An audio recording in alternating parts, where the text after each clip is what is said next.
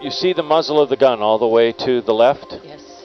You see, if you follow towards the right, you see that there's a bar and it has a round cap end to it. Let's focus on the end of that, please. You got it, Brennan? Yeah, Keep I think going. I know what you mean, yeah. Yep, you're on him. Keep going. You see what's in the background? See that wheel? Yep.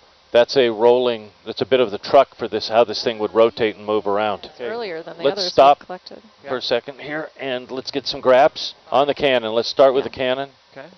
And what I'd like to do, Mary, is to start with the long gun, and I want to zoom in and get some selected features. Then I'd like to get the gun underneath and then the bottle. Yes. Definitely. I would like that bottle. Do you think we can get him? We can get it. I think so. I think that'll be good. That's a funny black stuff in there. It's not unlike the color of the other stuff, is it? I think the rarest thing we found is the book. You know, the remains of the book. I mean, we don't usually see that kind of thing.